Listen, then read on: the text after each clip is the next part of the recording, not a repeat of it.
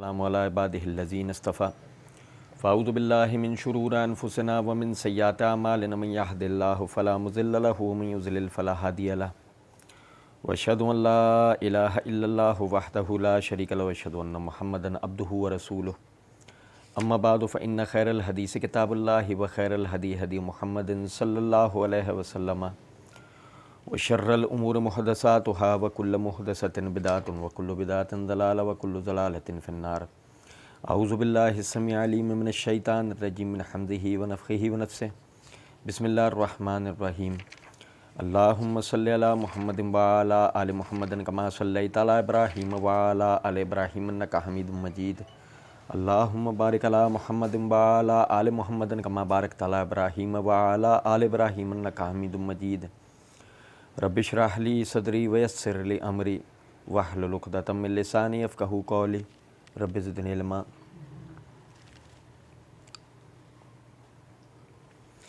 مسئلہ number 157 part 2 100 questions on Sunni and Shia issues with engineer محمد علی مرزا۔ صحابہ کرام رضوان اللہ علیہم اجمعین کے خلاف مرزا صاحب کے بیان کردہ وسوسوں اور اعتراضات کے جوابات ہم سیکھ سمجھ رہے تھے۔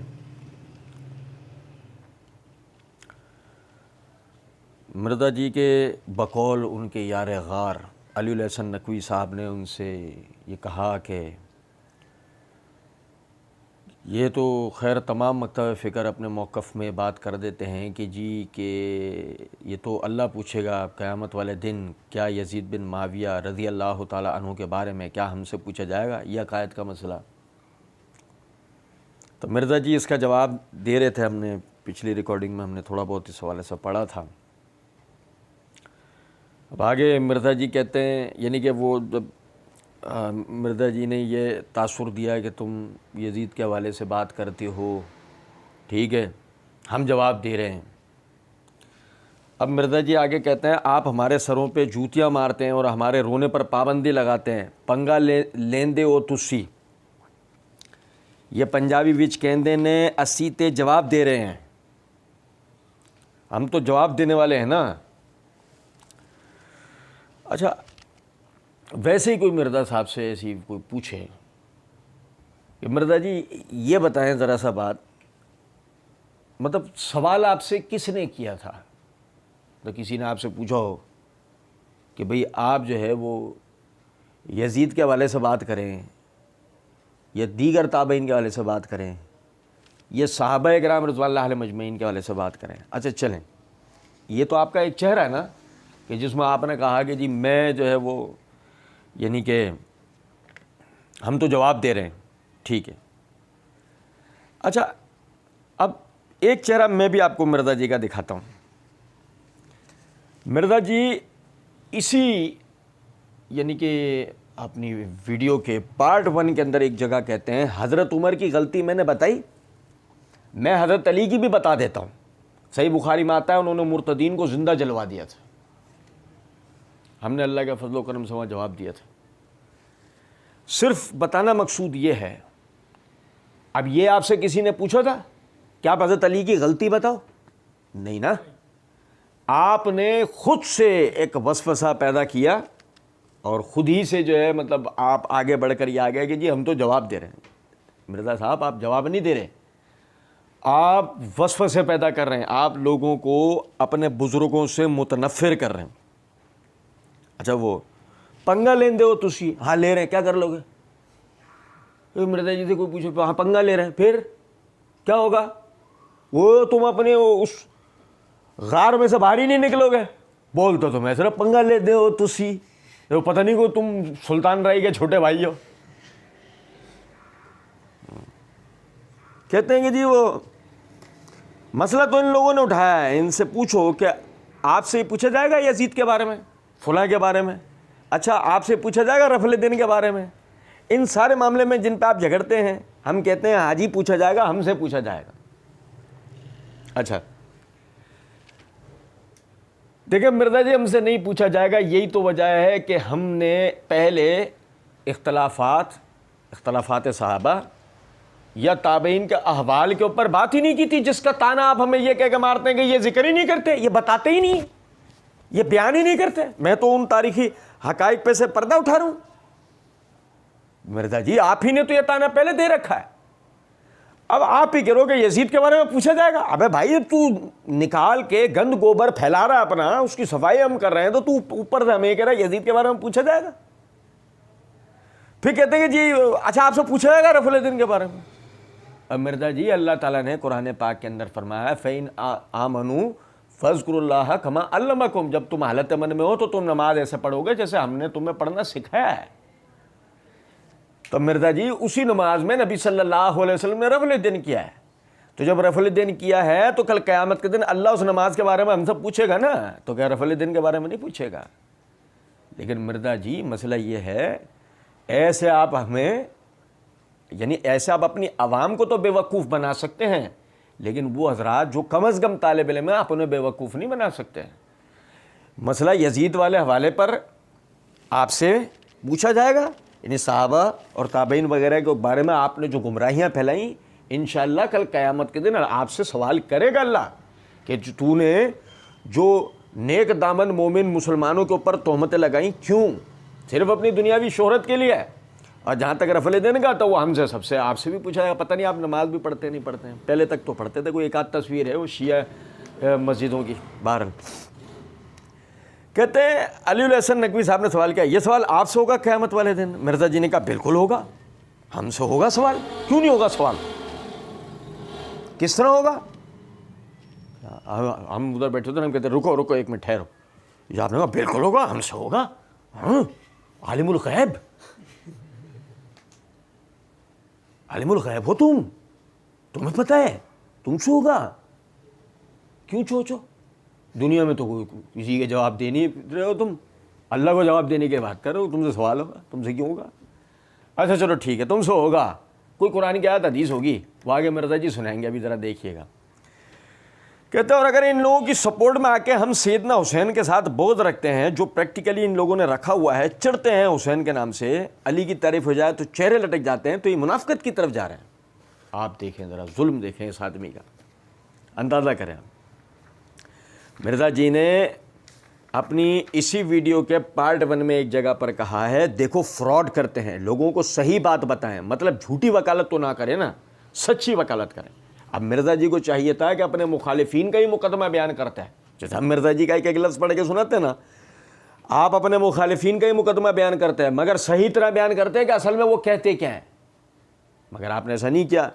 آپ اندازہ کریں مرزا جی کے سننے والوں کی جناب میں انتہائی عاجزانہ درخواست کر رہا ہوں, تحقیق کریں, ڈھونڈیں, کھوجیں, نکالیں ان افراد کو کہ جن کا مرزا صاحب نے, جن کی یہاں تصویر کشی کی ہے کہ جو مرزا صاحب کہہ رہے ہیں کہ اگر ان لوگوں کی سپورٹ میں آ کے ہم سیدنا حسین کے ساتھ بغض رکھتے ہیں, جو پریکٹیکلی ان لوگوں نے رکھا ہوا ہے, پریکٹیکلی ان لوگوں نے رکھا ہوا ہے, چڑھتے ہیں حسین کے نام سے, علی کی تعریف وجہ چہرے لٹک جاتے ہیں.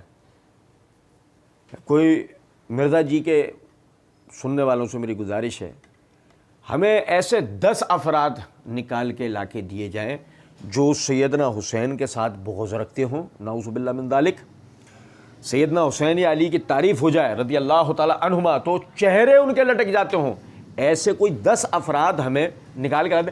بھلے مرزا جی سے کہیں مرزا جی نام پتے آپ دے دو, کون ہیں وہ لوگ کہ جن کا علی اور حسین رضی اللہ تعالیٰ عنہما کا نام سن کو ان کے مطلب یعنی چڑھتے ہیں وہ. اور آپ اندازہ کریں مرزا جی نے کہا کہ جو بغض رکھتے ہیں, تو ایسے 10 افراد تو مرزا جی بتائیں نا کوئی, چلے مرزا جی کو معاف 5 بتا دیں کہ جن کے آگے ان نفوس قدسیہ کا ذکر ہوتا ہے اور ان کے چہرے لٹک جاتے ہوں, ورنہ ہم صرف یہی کہیں گے فلعنت اللہ علی الکاذبین, جھوٹ بولنے والوں پر اللہ کی لعنت ہوتی ہے. کہتے ہیں تو یہ منافقت کی طرف جا رہے ہیں, بغض اہل بیت میں آٹومیٹیکلی ان کی طرف آ جانا ہے. ابھی کوئی کہ بغض صحابہ میں مرزا جی آپ کہاں جائیں گے, نہیں سمجھے کچھ بات کو. اگر مثال کے طور پہ آپ سامنے والوں کو یہ کہہ رہے ہیں کہ یہ بغض اہل بیت میں منافقت کی طرف جا رہے ہیں, ہم کہہ رہے ہیں مرزا جی بغض صحابہ میں آپ بدعت کی طرف, گمراہی کی طرف, نفاق کی طرف, اور بھی اگر کوئی چیز آپ کو سمجھ میں آتی ہو تو آپ اس کی طرف جا رہے ہیں. بات آ رہی ہے سمجھ میں نہیں. کہتے ہیں حسین اور یزید کی محبت ایک دل میں جمع نہیں ہو سکتی, نیور, جمع نہیں ہو سکتی. اچھا مرزا جی وہ کیسے، کیوں نہیں ہو سکتی؟ ایک بات ہاں میں آپ کو بتاؤں، سیدنا حسین اور یزید کا مقام برابر نہیں ہو سکتا۔ سیدنا حسین کے لیے جو ہماری عقیدت اور محبت ہے، وہ عقیدت اور محبت سیدنا حسین کے بعد کسی کے لیے بھی نہیں ہو سکتی، حتیٰ کہ سیدنا حسین کے مقام و مرتبے کے بعد ان سے ادنا درجے کے صحابہ کے لیے بھی نہیں ہو سکتی، ان سے ادنا درجے کے اہل بیت کے لیے بھی نہیں ہو سکتی۔ اب میری اس بات کو سمجھیں، سیدنا حسین بن علی رضی اللہ تعالی عنہما کے لیے جو ہماری عقیدت اور محبت ہے، وہ ان کی شخصیت کے بعد جو اہل بیت میں حضرات ہوں، نہ ان کے لیے وہ محبت اور عقیدت ہو سکتی ہے، نہ صحابہ کرام میں ان کی شخصیت کے بعد جو شخصیات ہیں ان کے لیے محبت اور عقیدت نہیں ہو سکتی، کیونکہ ہماری محبت اور عقیدت خود ساختہ اور من گھڑت نہیں ہے۔ ہماری محبت اور عقیدت وہ ہے جو اللہ کے قرآن اور محمد صلی اللہ علیہ وسلم کے فرامین اور صحابہ کرام رضوان اللہ علیہ مجمعین کے کیٹیگرائزڈ کرنے کے نتیجے میں بنی ہے۔ کوئی دیومالائی داستانوں یا منبروں پہ آ کے پیسے بٹورنے والے ذاکرین کے بیانات سے نہیں بنی ہے۔ آپ سمجھے ذرا اس بات کو۔ حسین اور یزید کی محبت ایک دل میں جمع ہو سکتی ہے، محبت ایک دل میں جمع ہو سکتی ہے کہ دونوں ہمارے بزرگوں میں سے، حسین ہمارے بزرگوں میں سے، یزید ہمارے بزرگوں میں سے۔ فرق صرف اتنا ہے کہ حسین رضی اللہ تعالیٰ عنہ کے مقام و مرتبے کو جب ان کے بعد کا کوئی صحابی یا اہل بیت نہیں پہنچ سکتا، تو یزید تو ان کے پیروں کی دھول نہیں ہے، یزید تو ان کے پیروں کی دھول نہیں ہے۔ تو یہ محبت اور ڈرامے بازی نہیں، مرزا جی کے سامنے ہم بیٹھے تو ڈرامے بازی نہیں کرو، محبت جمع نہیں ہو سکتی، ڈرامے بازی نہیں کرو، اصل بات بتاؤ، اصل بات کہ اس نام پر تم یزید کے اوپر وہ تہمتیں لگاؤ اور وہ باتیں کرو کہ جو اس سے ثابت نہیں ہے، تو مرزا جی اس پہ تو ہم تمہارا گریبان پکڑیں گے نا۔ کہتے ہیں تو بغض اہل بیت اگر کسی کے دل میں آ گیا تو وہ دوزخ میں گیا نا، بالکل، جس کے دل میں بغض اہل بیت ہو وہ جہنم میں پکا جانا ہے، صحیح احادیث کی روح سے، ضعیف احادیث کی روح سے نہیں۔ مرزا جی کہتے ہیں آپ نے روایت سن لی نا، مستدرک حاکم کی 2 روایت میں نے بیان کی ہے مستدرک حاکم سے، یہ 72 حدیث میں ڈالی ہے میں نے 4717۔ اللہ کی قسم ہم اہل بیت سے جو بغض رکھے گا اللہ اسے ضرور دوزخ میں داخل کرے گا۔ اور دوسری روایت بڑی خطرناک ہے 4712، شیخ البانی نے بھی نقل کی ہے سلسلہ حدیث صحیحہ میں 2488، کہ اگر کوئی شخص حجر اسود اور مقام ابراہیم کے درمیان نمازیں پڑھتا رہے اور روزانہ روزے رکھے تب بھی وہ دوزخ بھائی میری نمازاں اسٹیک تے لگ جانی اے ان اہل بیت تو بغض تسی کہندے ہو، پوچھا نہیں جائے گا؟ بالکل پوچھا جائے گا، کیوں نہیں پوچھا جائے گا؟ اچھا ان دونوں روایات کے اوپر تفصیلی کلام اللہ رب العزت کے فضل و کرم سے مرزا انجینئر کی حقیقت پارٹ 51 میں ہم نے بیان کر دیا، اور اسی موقع پہ صحیح مسلم سے جو ہے وہ فضیلت اہل بیت کے اندر ہم نے صحیح حدیث بھی اللہ کے فضل و کرم سے بیان کر دی ہے۔ عرض میں ہمارا جو مقصد بیان کرنے کا تھا وہ تجدید مسئلہ کے طور پہ دوبارہ بتا رہا ہوں کہ مرزا صاحب یعنی کہ فضیلت اہل بیت اور محبت اہل بیت کے نام پر بھی ہے نا، مرزا صاحب ضعیف روایتیں سناتے ہیں۔ صحیح روایات کا پرچار کرنے والا آدمی وہ کہنے والا، وہ دعویٰ کرنے والا کہ میں ضعیف الاسناد احادیث سے امت کو بچانا چاہتا ہوں، وہ ضعیف الاسناد روایتیں سناتا ہے اور امت کو دھوکہ دیتا ہے۔ آگے کہتے ہیں کہ جی بالکل پوچھا جائے گا، کیوں نہیں پوچھا جائے گا؟ یہ جو تعویلات کرتے ہیں نا آپ خود دیکھیں، ہاں ہمیں پوچھا جائے گا کہ آپ نے حق کا ساتھ کیوں نہیں دیا، آپ نے حق کا ساتھ کیوں نہیں دیا؟ میرے حسین کے خلاف لوگ کھڑے ہو رہے تھے، تم نے حسین کا دفاع کیوں نہیں کیا؟ حسین کے خلاف لوگ کھڑے ہو رہے تھے، کہاں، کدھر؟ نہیں سمجھے؟ دیکھو ذرا وہی ذاکروں والا طریقہ، وہ اپنی طرف سے ایک پس منظر گھڑ لینا، کہانیاں بنا لینا، وہ حسین کے خلاف لوگ کھڑے ہو رہے تھے تم نے دفاع کیوں نہیں کیا؟ وہ کہاں کھڑے ہو رہے تھے مرزا جی؟ یہی تو ہم کہہ رہے ہیں نا آپ سے، وہ 5 افراد دکھاؤ، میں 5 افراد جو حسین کے خلاف کھڑے ہو، 5 افراد دکھاؤ۔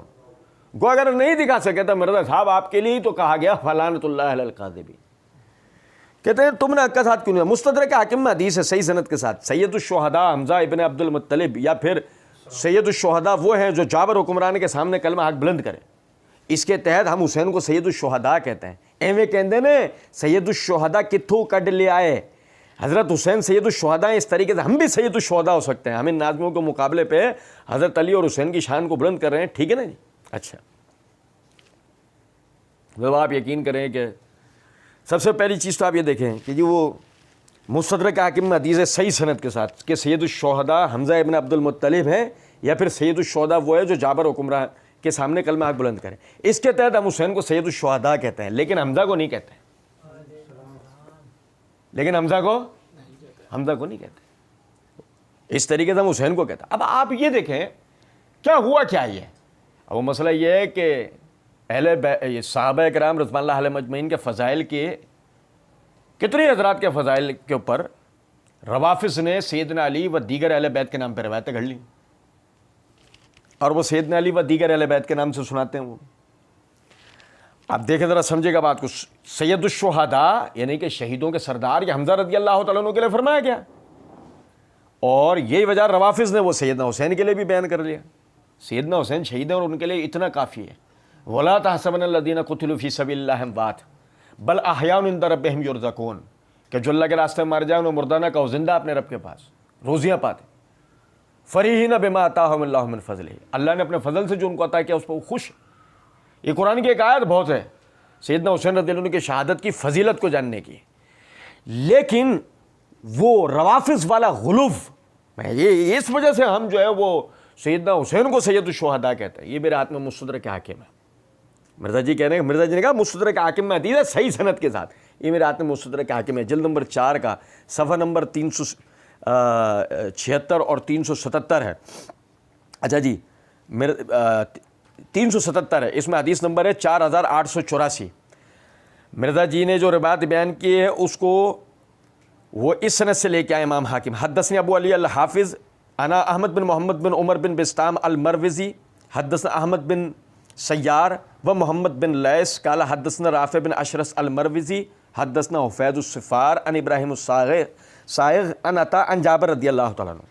اس سند سے اس کو یعنی کہ امام حاکم لے کے آئے, اور مرزا جی جو ہے وہ بڑے ہی تم طرح کے ساتھ کریں صحیح سند کے ساتھ, چلے گا صحیح سند کے ساتھ. اور ذرا دیکھیے گا سمجھے گا بات کو. مرزا جی نے اپنی اسی ویڈیو کے پارٹ 1 میں ایک جگہ ایک حدیث کی تصحیح کرتے ہوئے یہ بات کہی ہے کہ امام حاکم نے بھی اس حدیث کو صحیح کہا اور امام ذہبی نے بھی موافقت کی. امام ذہبی نے, اس کا مطلب یہ ہوا کہ مرزا صاحب کے پیش نظر امام ذہبی کی مستدرک پر کی گئی تلخیص مرزا جی کے پیش نظر ہے. ایسے ہے, سمجھ رہے بات کو نہیں؟ اور یا پھر دوسری صورت یہ ہے کہ جو میں کہا کرتا ہوں کہ مرزا جی خود تو محقق ہیں نہیں, خود تو مرزا جی رٹی رٹائے پہ چلتے ہیں. جو ان کو پڑھا بیٹا منا چوچو ایسے بولو, پھر منا چوچو ایسے بولتا ہے, دیکھو نہیں بیٹا یہ غلطی ایسے بولو. یا تو یہ ہے یا مرزا جی کے پیش محقق ہے, مرزا جی کے پیش نظر تلخیص ہوگی. یہ مستدرک حاکم پہ امام ذہبی کی تلخیص ہے, اس کی جلد نمبر 3 کا صفحہ نمبر 405 ہے. معرفت الصحابہ کے بیان میں ذکر و اسلام حمزہ بن عبد المطلب کے تحت حدیث نمبر 4947 یہی روایت یہی سند ہے. اور ذرا آپ دیکھیے گا یہ امام ذہبی رحمۃ اللہ علیہ نے حفید الصفار کے لیے یہاں حاشیے کے اندر کیا لکھ رکھا ہے, وہ کیا فرماتے ہیں یار ہے. قال الذهبي في التلخیص الصفار لا يدري من هو. یہ جو حفید الصفار ہے ہم نہیں جانتے یہ کون ہے, ہم نہیں جانتے یہ کون ہے. اور امام ذہبی رحمۃ اللہ علیہ کی بات بالکل صحیح ہے. کتب رجال کے اندر حفید الصفار کے بارے میں کوئی یعنی سکاہت کے کلمات منقول نہیں ہیں. اچھا, دوسرا راوی جیسا امام ذہبی نے کہا, امام ذہبی نے جس طرح حفید الصفار کے لئے کہا, اس سے رافع بن اشرس المروزی جو روایت کر رہا ہے وہ بھی مجہول الحال ہے. لیکن دو مجہول راوی ہیں سند کے اندر. اب دو مجہول راوی, اور ایک چہرہ مرزا جی کا وہ تھا, مجہول راویوں کی روایت کو مرزا جی نے صحیح سند کے ساتھ کہا ہے, اور ادھر ایک مرزا جی کا چہرہ یہ والا ہے کہ یہ اپنے واقعہ کربلا کا حقیقی پس منظر اس کے اوپر ہی انہوں نے پمفلیٹ کے اوپر ہی لکھا ہوا ہے. فرقہ واریت سے بچ کر صرف قرآن اور صحیح الاسناد احادیث کو حجت و دلیل ماننے اور جھوٹی بے سند اور ضعیف الاسناد تاریخی روایات کے فتنوں سے بچنے والوں کے لیے. ایک مرزا جی کا یہ چہرہ ہے, یہ ہاتھی کے چائنا کے دانت ہیں, دکھانے کے اور ہیں, پائیداری کے اور ہیں. کچھ بات آ رہی ہے سمجھ میں یا نہیں؟ اچھا جی, اب دیکھیں یہ تو تھی ضعیف سند جس کو مرزا جی نے وہ رسیاں پھینک کے سانپ دکھاتے ہوئے اس کو صحیح ثابت کرنے کی کوشش کی. ایویں کہندے نے سید الشہداء کتوں کٹ لے آئے, اتوں کٹ لے آئے ضعیف سند سے, صرف اپنے پیسے حلال کرنے کے لیے. جو فنڈ آ رہا ہے نا مرزا جی کو, بیٹا جو ہم بولتے جائیں, منا تیرا کام ہے اس کو ثابت کرنا. منا بیٹھ گیا ثابت کرنا, پبلک مل گئی ہے وہ والی ہپنوٹائز ہوئی ہوئی, نہیں سمجھ میں آ رہی کچھ بات. اور وہ پبلک کیا کہ وہ بولے چلے آ رہا ہے پبلک, اچھا لیکن اب اس کے بعد آپ دیکھیں. اچھا میں یہاں بات آگے لے آنے سے پہلے ایک بات بولا, مرزا جی صحیح سند صحیح حدیث بھی بیان کر سکتے تھے. پتہ آپ کو سیدنا حسین رضی اللہ تعالیٰ عنہ کا ایک ظالم جابر حکمران کے سامنے کھڑا ہونا, کلمہ حق بلند کرنا, اگر مرزا جی اسی پس منظر میں روایت سنانا چاہتے تھے تب مرزا جی چاہتے تو یہ سن ترمذی اس کی یہ جلد نمبر 2 کا صفحہ نمبر 582 583 ہے, کتاب الفتن ہے. امام ترمذی رحمۃ اللہ علیہ نے باب قائم کیا ہے, باب سوال النبی صلی اللہ علیہ وسلم ثلاثا فی امتہ, اس کے تحت حدیث نمبر ہے 2280. اور مرزا صاحب کے معتمد ناصر الدین البانی رحمۃ اللہ علیہ نے اس کو صحیح کہہ رکھا ہے. وہ کہتے ہیں حضرت خباب بن ارت رضی اللہ تعالیٰ عنہ فرماتے ہیں کہ رسول اللہ صلی اللہ علیہ وسلم نے ایک نماز پڑھی اور اس کو خوب لمبا کیا. صحابہ اکرام رضوان اللہ علیہم اجمعین نے عرض کیا, اللہ کے رسول صلی اللہ علیہ وسلم آپ نے اتنی لمبی نماز کبھی نہیں پڑھی جتنی لمبی یہ نماز پڑھی ہے. فرمایا ہاں یہ رغبت اور ڈر والی نماز تھی, میں نے اس نماز میں اللہ تعالیٰ سے 3 چیزوں کا سوال کیا, اللہ تعالیٰ نے مجھے ان میں سے 2 عطا کر دیں اور ایک سے روک دیا. میں نے سوال کیا اللہ میری امت کو قحط سے ہلاک نہ کرنا, اللہ تعالیٰ نے مجھے یہ عطا کر دی. 1 منٹ پاؤز کریں. وہ چاہتے تو یہ ترمذی سے صحیح سند سے روایت موجود تھی, یہ بھی پڑھ سکتے تھے. جیسے کہ دیکھیں ترمذی اس کی جلد نمبر 2 کا صفحہ نمبر 552 ہے, کتاب الفتن ہے. امام ترمذی رحمۃ اللہ علیہ اس کو اس باب کے تحت لائے ہیں, باب افضل الجہاد کلمت عدل عند سلطان جائر کے تحت. حدیث نمبر ہے 2289. حضرت ابو سعید خدری رضی اللہ تعالیٰ عنہ فرماتے ہیں کہ نبی صلی اللہ علیہ وسلم نے فرمایا سب سے بڑا جہاد ظالم حکمران کے سامنے کلمہ حق بلند کرنا ہے, اور ناصر الدین البانی رحمۃ اللہ علیہ نے اس کو صحیح قرار دیا ہے. مرزا جی چاہتے سیدنا حسین رضی اللہ عنہ کی فضیلت بتانے کے لیے کہ وہ ظالم حکمران کے سامنے کلمہ حق بلند کرنے لیے فضیلت بتانے کے لیے وہ صحیح حدیث بھی پڑھ سکتے تھے, لیکن مسئلہ یہ تھا کہ یہاں ان کے لیے سید الشہداء والا کوئی لقب بیان اشارتاً بھی نہیں ہو رہا تھا. اور مرزا جی نے یہ کسی طریقے سے یہ فضیلت پر بھی حمزہ رضی اللہ عنہ کو اکیلے رہنے نہیں دینا تھا. روافظ کی تقلید کے اندر یہ کسی طرح سیدنا حسین کے لیے ثابت کرنے کی کوشش کرنی تھی. تو یہی وجہ ہے کہ مرزا جی نے پاپڑ بیلے, اور پاپڑ بیلتے ہوئے مرزا جی سے نا وہ پاپڑ پھٹ گئے. کہنے لگے اے بے کہندے نے سید الشہداء کتھوں کٹ لے آئے, ایتھوں کٹ لے آئے ضعیف سند نو. کہتے ہیں کہ اس طریقے سے ہم بھی سید الشہداء ہو سکتے ہیں.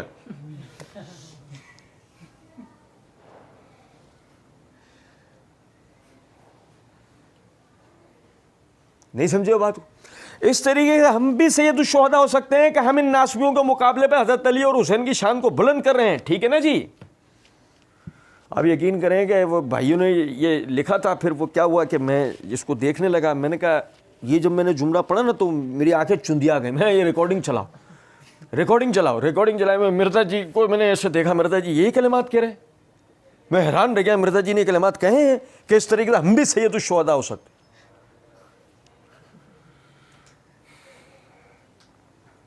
اب مرزا جی سے کوئی پوچھے یہ شہادت آپ کو ملے گی کیسے, ڈسپرین کی گولی مارنے سے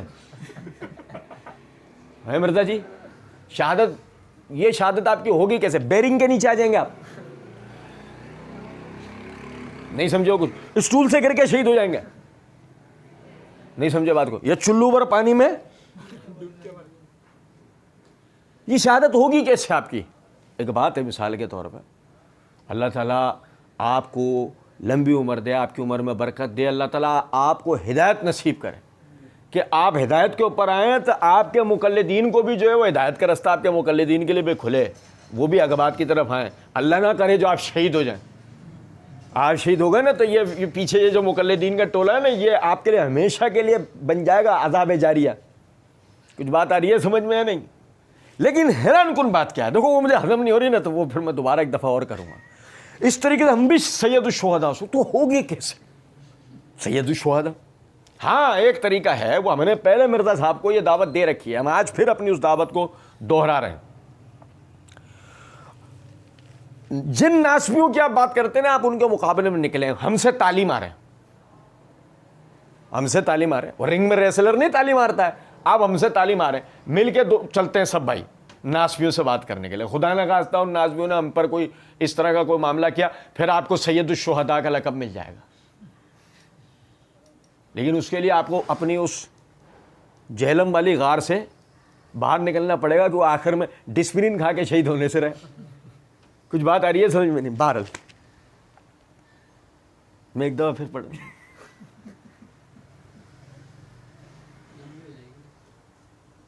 یقین کریں، مجھے یقین اس طریقے سے ہم بھی سید الشہداء ہو سکتے ہیں. اب آپ اندازہ کریں کہ مرزا جی آخر کار سیدنا حسین کے لیے بھی اس فضیلت کو ماننے ہوتا ہے، نہیں کہ کسی طرح مجھے بھی اس میں گھسیڑ لو. حمزہ اکیلے نہ رہیں پھر حسین ان کے شریک ہو جائے، پھر حسین بھی نہ رہے ہمیں بھی گھسیڑ لو، ہم بھی سید الشہداء. پھر ہوگا کیا؟ شہید رابع. روافظ کی تاریخ میں 3 شہید ہیں ان کے، شہید ثالث جو ہے قاضی نور اللہ شوستری ہے، اب پھر اس کے بعد اب شہید رابع کون کہلاتے ہیں؟ مرزا محمد علی جہلمی شہید رابع. کیا ہوا تھا؟ اسٹول سے گر کے ہلاک ہو گئے. اچھا کہتے ہیں تو ہم ان کے مقابلے میں کھڑے ہوئے ہیں. صحیح مسلم میں حدیث ہے، اس میں بھی میں نے ڈالی ہے، اگر تم برائی کو دیکھو ہاتھ سے روکو، ہاتھ سے نہیں روک سکتے زبان سے روکو، زبان سے نہیں روک سکتے تو دل میں برا جانو، اور ذالک اضعف الایمان. صحیح مسلم کتاب الایمان حدیث 177 اور 189 نمبر حدیث. اور نبی صلی اللہ علیہ وسلم نے فرمایا کہ جو دل میں برا جانتا ہے یہ ایمان کا سب سے لوور درجہ ہے. تو سب سے لوور درجے پر ہم کیوں آئے؟ ہم تو ایمان کے اعلیٰ ترین درجے پر آئیں گے، ہم تو ایمان کے اعلیٰ ترین درجے پہ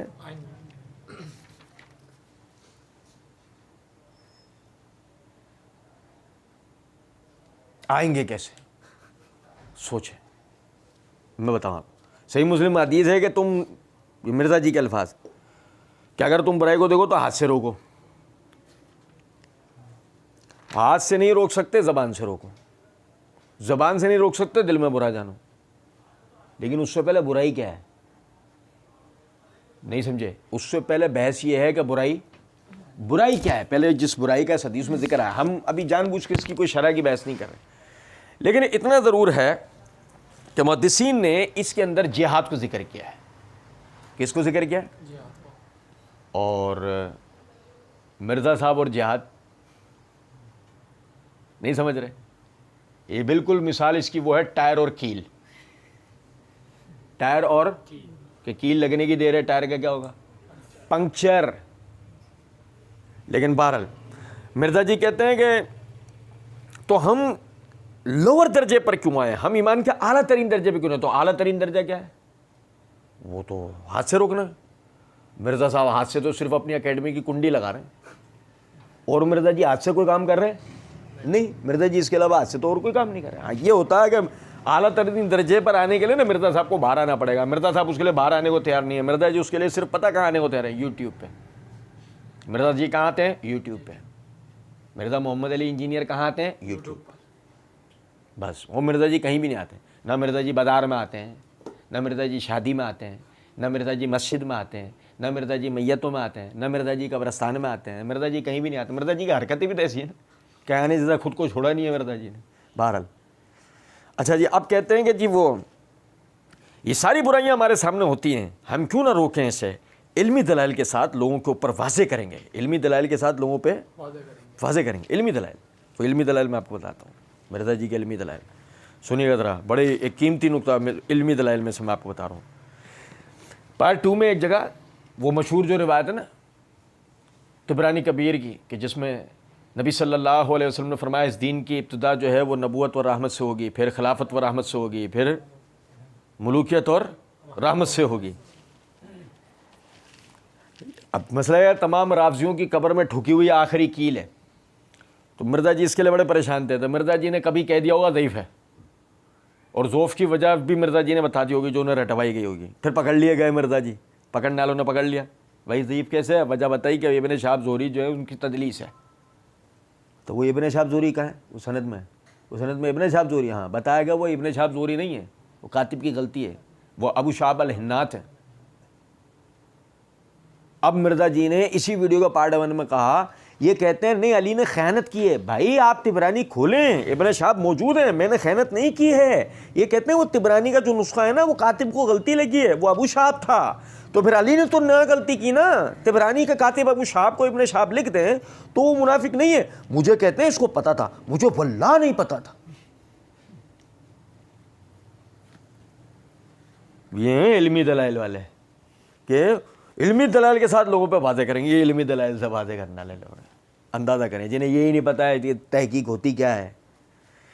کہتے ہیں یہ شاہ جی پتہ ہے آپ کو کون بات کرتا ہے؟ جب ان کے پاس دلائل ختم ہو جاتے ہیں نا تو یہ یہی باتیں کرتے ہیں. جب ان کے پاس دلائل ختم ہو جاتے ہیں تو یہ یہی باتیں کرتے ہیں. یہ شاید وہ باتیں کرتے ہیں جو تھوڑی دیر پہلے مرزا جی نے کہا جلدی جلدی سوال کر لو, جلدی جلدی سوال کر لو. یا پھر وہ بات کرتے ہیں کہ وہ مرزا جی سے کہا کہ جی وہ سب کہہ رہے ہیں کہ وہ آ کے سامنے بات کیوں نہیں کر لیتے, مناظرہ کیوں نہیں کرتے؟ نہیں ہم مناظرہ نہیں کریں گے. مرزا جی نے کہا مناظرہ, تو پھر علمی دلائل کے ساتھ لوگوں پہ واضح کیسے کریں گے مرزا جی؟ وہ کہاں آتے ہیں؟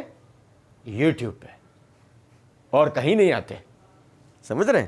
اچھا جی, وہ علی الحسن نقوی صاحب نے کہا اچھا. مرزا جی نے کہا اب جو لوگ رفع الدین سے نماز نہیں پڑھتے نا, علی الحسن نے کہا جی میں بھی یہی کہنے لگا تھا. مرزا جی نے کہا ہاں وہ کہتے ہیں جی قیامت والے دن توانو پوچھے گا رفع الدین توانو کیتا ہے یا نہیں. اچھا پہلے تو ہم بیٹھے ہوتے نا, ہم کہتے ہیں ادھر ایک ہماری طرف دیکھو, یہی بھی تم بھی کہنے لگے تھے. پھر تم دونوں مل کے کہہ رہو پلانٹڈ نہیں ہے. چل برابر رہے ہو, بلکہ ایک دوسرے کو لقمے بھی دیتے جا رہے ہو. پر تمہاری والی پبلک تو ہپنوٹائز ہے, وہ یوں چل رہی ہے, لیکن ہم بالکل یوں چل رہے ہیں, ہم تمہیں یوں دیکھ رہے ہیں. کچھ بات آ رہی ہے سمجھ میں نہیں؟ اب جو لوگ رفع الدین سے نماز نہیں پڑھتے, جی میں بھی یہی کہنے لگا تھا. اب مرزا جی کہتے ہیں ہاں وہ کہتے ہیں جی قیامت والے دن توانو پوچھے گا رفع الدین توانو کیتا ہے یا نہیں, نماز پڑھو بس. اب ان کو پتا ہے رفع الدین ہماری موت ہے, ان ناس میں کو پتا بخاری مسلم ہماری موت. جنوں میں بک رہا ہوں جانے کیا, خدا نہ کرے سمجھے, بکے جا رہا ہوں.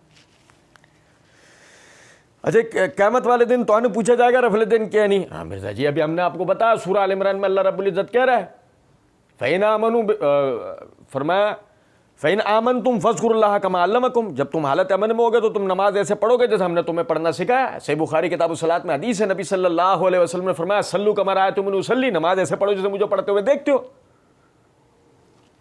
تو پوچھا جائے گا. بلکہ مرزا جی بہت ممکن ہے یہ بھی پوچھ لیا جائے کہ تم نے مرزا محمد علی پہ حلقات کیوں رکھا ہوا تھا. بہت ممکن ہے, بہت ممکن ہے. بھائی ہم تو یہ نہیں کہہ رہے, پوچھا جائے گا, ضرور پوچھا جائے گا. ہم تو ایسے نہیں کہہ رہے کہ مرزا جی نے کہا ہے, بالکل جیسے کہ مرزا جی سب سنا کے خبر لے لے آ کے آئے. ہم کہہ رہے ہیں ہو سکتا ہے یہ بھی ہو جائے سوال. بہرحال کہتے ہیں اب ان کو پتہ ہے رفع الدین ہماری موت ہے, ان ناس میں وہ پتہ ہے بخاری مسلم ہماری موت ہے. پتہ نہیں مرزا جی روانی کے اندر کیا کہنا چاہ رہے تھے, رفع الدین ہماری موت ہے, بخاری مسلم ہماری موت ہے, پتہ نہیں کیا کہنا چاہ رہے تھے. ہاں جو ہمیں سمجھ میں آ رہا ہے وہ یہ تھا کہ مرزا جی یہ کہنا چاہ رہے تھے رفع الدین کی حدیثیں بخاری مسلم سے پڑھ رہے ہو, یہ حدیثیں بھی تو بخاری مسلم میں ہیں, تو یہ تمہاری موت ہے, یہ تمہیں پڑھنا تمہاری موت ہے, کہ یہ تم اگر نہ سناؤ تو یہ تمہاری موت ہے. ہم مرزا جی کو کہیں گے جانے من تمہارے لیے یہ لیٹ گئے, اٹھا لو ہمارا جنازہ, آؤ. نہیں سمجھے؟ تم نے کہا نا تمہاری موت ہے, یہ رہا میت, یہ ہم لیٹ گئے, آؤ لگا لو کندھا, ہم تو تیار ہیں. موت ہے نا بخاری مسلم. اللہ کی قسم یہ بات ذہن میں رکھیں, اہل حدیث کے لیے نا حدیث کی کتاب زندگی ہے, موت نہیں ہے. اہل حدیث کے لیے حدیث کی کتاب زندگی ہے. اہل سنت اہل حدیث کے لیے حدیث کی کتاب زندگی ہے, موت نہیں ہے. لیکن ہر بدعتی کے لیے حدیث کی کتاب موت ہے. ہر بدعتی کے لیے حدیث کی کتاب الحمدللہ موت ہے. ہاں وہ مرزا جی ہوا یہ تھا کہ تم تاثر ایسا تم نے پیش کیا تھا, رفع دین کی حدیث سنا رہے ہو، حدیث بھی سنا ہو، تو ہم نے حدیث ہی نہیں سنائی. ہم نے الحمدللہ جو تم نے اس کی غلط منظر کشی کی تھی اللہ کی دی ہوئی توفیق سے تمہیں اس کا جواب بھی دے دیا. تمہاری آگے 7 نسلیں بھی پیدا ہو جائیں نا اللہ کی دی ہوئی توفیق سے، ہمارے جواب کا جواب دے سکتے الا ماشاء اللہ. ھذا من فضل ربنا. کہتے ہیں کہ ان لوگوں نے، اب دیکھیں جب بھی ہوا ہے ان لوگوں نے، محمود احمد عباسی نے خلافت معاویہ اور یزید لکھی. محمود احمد عباسی نے خلافت معاویہ اور یزید لکھی. اس کے جواب میں خلافت و ملوکیت مولانا مودودی نے لکھی. ہم تو بے شک جواب دیتے ہیں تاریخ میں. اب مرزا جی نے تاثر یہ دیا کہ محمود احمد عباسی نے خلافت معاویہ اور یزید لکھی، کو خدا نہ خواستہ سیدنا حسین کی مخالفت میں. میں آپ کو ایک بات بتاؤں بھائی، دیکھیں محمود احمد عباسی ناسبی ہے. محمود احمد عباسی ناسبی، اس سے کوئی بعید نہیں، اس سے کوئی بعید نہیں. جیسے مرزا جی رافضی ہیں ایسے محمود احمد عباسی ناسبی ہے، اس سے کوئی بعید نہیں، وہ اس قسم کی حرکت کر سکتا ہے. مگر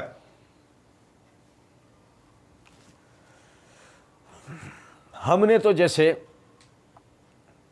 بس یہ سوچ رکھا ہے نا، مرزا جی جہاں غلط بیانی کریں گے ہم نے وہاں پہ مرزا جی کی شلوار چھوڑنی نہیں ہے. آپ سمجھیں، یہ میرے ہاتھ میں محمود احمد عباسی کتاب ہے خلافت معاویہ و یزید. آپ دیکھیں ذرا اس آدمی کو، مطلب محمود احمد عباسی قابل مذمت ہو سو ہو، مرزا کتنا قابل مذمت ہوگا کہ جب ایک بدعتی کے نام پر جھوٹ بولے گا. آپ میری بات سمجھو، دیکھو ایک آدمی ناسبی ہے، تو اس کے ناسبی ہونے کی بات کرے، بات سمجھ میں آتی ہے. لیکن ایک آدمی ناسبی ہے، بدعتی ہے، تو اس بدعتی کے نام پر بھی غلط بیانی کرے تو مطلب کیا ہوا؟ تو کتنا بڑا گمراہ ہوگا، تو کتنا بڑا بدعتی ہوگا. آپ اندازہ کریں ذرا. یہ خلافت معاویہ و یزید، یہ اس کے صفحہ نمبر 51 پہ. میں تھوڑا اور اشارہ دے دیتا ہوں.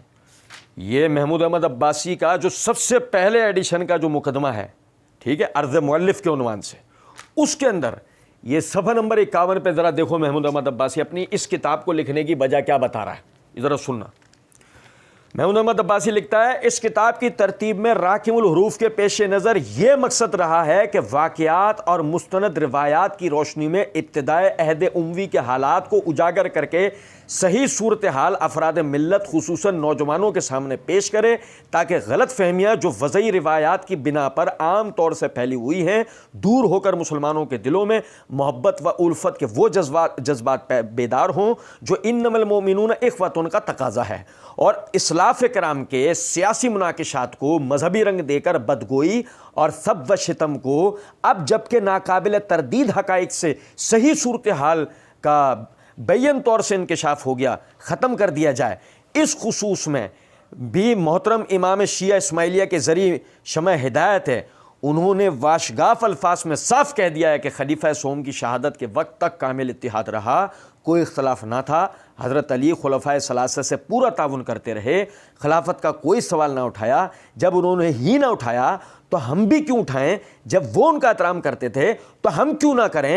اے کاش امت کا ہر طبقہ اختلاف عقائد کے باوصف اسی رواداری پر عمل پیرا ہو تو چمن اسلام پاکستان میں بھی اتحاد بین المسلمین سے وہی کیفیت ہو جائے کہ شاعر نے کہا، گلہائے رنگ رنگ سے ہے رونق چمن، اے ذوق اس جہاں کو ہے زیب اختلاف سے. محمود احمد عباسی. اس کو، اس مقدمے کو، اس پیرا کو میں کہتا ہوں، پھر میں اپنی بات دہرا رہا ہوں، پہلے یہ ناسبی ہے، کوئی بعید نہیں اس سے، یہ کچھ بھی کر سکتا ہے. لیکن اس مقدمے کو، اتنے حصے کو پڑھ کے جہاں وہ اپنا مقصد کتاب کا بتا رہا ہے، کوئی گمان بھی گزر سکتا ہے کہ وہ حسین رضی اللہ عنہ کی مخالفت میں کتاب لکھ رہا ہے. کی ہوگی اس نے حضرات اہل بیت کی مخالفت کی ہوگی، ہم انکار نہیں کر رہے. لیکن ہم یہ کہہ رہے ہیں کہ جب تو نے یہ بات کہی کہ محمود احمد عباسی نے خلافت معاویہ یزید لکھی، یعنی کہ سیدنا حسین کی مخالفت کا ذکر کرتے ہوئے تو نے یہ بات کی خلافت معاویہ یزید لکھی، اور وہ مولانا مودودی نے اس کا جواب دیا، جواب لکھا، تو کیا تاثر دے رہا تھا؟ چلے، ہاتھ کنگن کو آرسی کیا اور مرزا جی کو پنجابی کیا؟ مرزا جی کو اور کیا آتا ہے پنجابی کے علاوہ؟ سنو ذرا بات کو. مرزا جی کہتے ہیں وہ اس کے جواب میں خلافت و ملوکیت مولانا مودودی نے لکھی. ہم تو بے شک جواب دیتے آئے ہیں تاریخ میں. ہم دیکھ تو لو, ہم کون ہو تم؟ یہ خلافت و ملوکیت مودودی صاحب کی. سنیے گا ذرا بات. مودودی صاحب دباچے کے اندر لکھتے ہیں صفحہ نمبر 11 پہ, اس کتاب کا موضوع بحث یہ ہے کہ اسلام میں خلافت کا حقیقی تصور کیا ہے, کن اصولوں پر وہ صدر اول میں قائم ہوئی تھی, کن اسباب سے وہ ملوکیت میں تبدیل ہوئی, کیا نتائج اس تبدیلی سے رونما ہوئے, اور جب وہ رونما ہوئے تو ان پر امت کا رد عمل کیا تھا. ان امور کی توضیح کے لیے میں نے سب سے پہلے قرآن مجید کی ان تمام آیات کو جن سے سیاست کے بنیادی مسائل پر روشنی پڑتی ہے ایک خاص ترتیب کے ساتھ جمع کر دیا ہے, تاکہ ایک ناظر کے سامنے بیک وقت اسلامی حکومت کا وہ نقشہ آ جائے جسے کتاب الہی قائم کرنا چاہتی ہے. دوسرے باب میں یہ بتایا ہے کہ قرآن و سنت اور اکابر صحابہ کے اقوال سے ہم کو اسلام کے اصول حکمرانی کیا معلوم ہوتے ہیں. تیسرے باب میں خلافت راشدہ کی وہ امتیازی خصوصیات بیان کی ہیں جو تاریخ سے ثابت ہیں. اس کے بعد ایک باب میں ان اسباب سے بحث کیے جو خلافت سے ملوکیت کی طرف انتقال کے موجب ہوئے, اور تفصیل کے ساتھ بتایا کہ یہ تبدیلی کس تدریج سے ہوئی. پھر 2 مستقل ابواب اس بحث کے لیے وقف کیے ہیں کہ خلافت اور ملوکیت کے درمیان حقیقی فرق کیا ہے, کیا تغیرات تھے جو خلافت کی جگہ ملوکیت کے آ جانے سے واقع ہوئے, کس طرح خلافت راشدہ کا زوال مسلمانوں میں مذہبی تفرقوں کی ابتدا کا موجب ہوا, اور کیا مسائل ان تفرقوں سے پیدا ہوئے. اس کے بعد میں نے یہ بتایا ہے کہ نظام ریاست کی اس تبدیلی نے مسلمانوں کی زندگی میں جو رخنے ڈال دیے تھے انہیں بھرنے کے لیے علماء امت نے کیا کوششیں کیں, اور اس سلسلے میں نمونے کے طور پر امام ابو حنیفہ اور امام ابو یوسف رحمہ اللہ کے کام کو پیش کیا ہے. اس کتاب کے بعض مضامین پر مختلف حلقوں کی طرف سے سخت اعتراضات بھی ہوئے ہیں. ان میں سے جو اعتراضات معقول تھے ان کا جواب میں نے آخری زمین میں دے دیا ہے. باقی اعتراضات سے بحث کرنے کی ضرورت مجھے محسوس نہیں ہوئی. اہل علم خود میری کتاب اور معترضین کی ارشادات کو دیکھ کر رائے قائم کر سکتے ہیں. ابو الاعلی. کیا مودودی صاحب کی کتاب جو مودودی صاحب لکھ رہے ہیں, کیا جو مقدمہ مودودی صاحب نے لکھا ہے اس کو پڑھنے سے دور دور تک بھی یہ تاثر مل رہا ہے کہ وہ محمود احمد عباسی کی کتاب کا جواب لکھ رہے ہیں؟ نہیں. آپ اندازہ کرو یار, دیتے ہیں بازیگر دھوکہ کھلا کہ باقاعدہ ہم تو بے شک جواب دیتے ہیں تاریخ میں. ہم کیا سیلاب میں بہ کے آئے ہو تم؟ کون ہو تم؟ ہم کہاں تھے تم تاریخ میں؟ ہاں تم وہاں تھے کوفے میں. سمجھ تو گئے ہو گئے, نہیں سمجھے؟ اب آگے دیکھو کہہ رہے ہیں عبد المغیث یزیدی نے ابن جوزی کے دور میں یزید کے حق میں کتاب لکھی تو ابن جوزی نے جواب دیا. ابن جوزی نے عبد المغیث یزیدی, عبد المغیث یزیدی. اچھا دیکھیں, سنیے گا ذرا بات. میں اس جگہ پر سننے والوں کو, ہمارے سننے والے بھائیوں کو میں یہ توجہ دلاؤں کہ آپ پہلے کی تمام چیزوں کو معاف کر دیں. پہلے کی تمام چیزیں آپ نہیں سنیں, پہلے کی تمام چیزیں آپ نہیں سنیں, معاف کر دیں. مگر یہ جو ہے نا, یہ ذرا غور کریں. عبد المغیث یزیدی, عبد المغیث, یہ ذہن میں رکھنے والی بات ہے کہ خود کو اہل سنت کہنے والا یا رافضی, اس کا آپ اندازہ کریں کہ یہ آدمی کس طرح اہل سنت بزرگوں کی حد تک کرتا ہے, کس طریقے سے بے عزتی کرتا ہے. آپ اندازہ کریں کیا فائدہ کیا ہے جو یہ کہتا ہے. سنیے گا ذرا بات کو.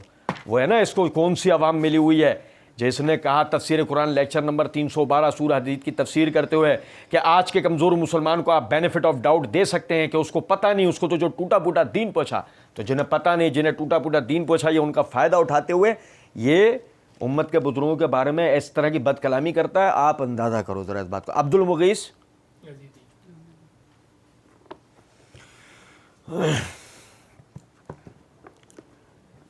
یہ میرے ہاتھ میں امام ذہبی کا, آپ سنیں, امام ابن تیمیہ رحمۃ اللہ علیہ نے منہاج السنہ لکھی, امام ذہبی نے اس کا اختصار لکھا المنتقی علی منہج اعتدال کے نام سے.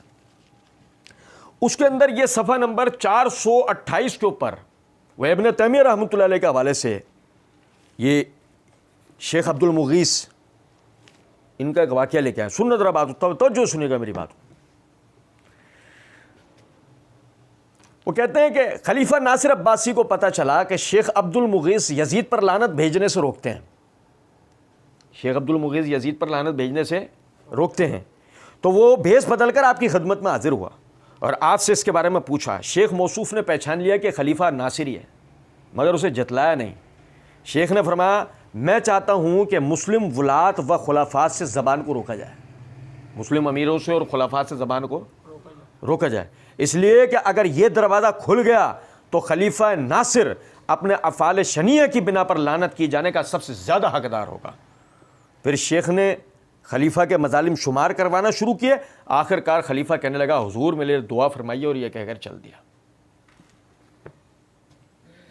کچھ آئی بات سمجھ میں کہ امام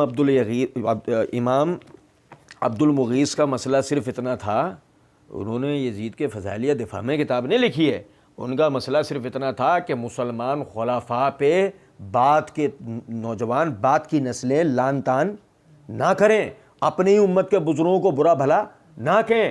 انہوں نے اس کے اوپر جو ہے اس کتاب کو ترتیب دیا. اس میں ظاہر ہے وہ یزید کے حوالے سے جو کچھ ان کو ملا وہ انہوں نے نقل کر دیا. اگر کوئی یہاں تم تراک کے ساتھ کہے کہ جی اسی لیے ابن الجوزی نے جواب دیا, تو ابن الجوزی نے بھی جب جواب دیا تو ان کو بھی جو کچھ ملا انہوں نے نقل کر دیا. اور پھر ابھی تو ایک نقطہ باقی ہے جسے ہم اب توجہ دلائیں گے. اچھا, عبد المغیث یزیدی, عبد المغیث, سنو ذرا بات کو. امام ذہبی رحمۃ اللہ علیہ کی کتاب العبر فی خبر من غبر, اس کی جلد نمبر 3 کے صفحہ نمبر 85 کے اوپر وہ لکھتے ہیں عبد المغیث بن زہیر ابو العز الحربی محدث بغداد و صالحھا و احد من انی بالعصر والسنہ سمع ابن الحسین و طبقتہ و توفی فی المحرم عن 83 سن وکان سکہ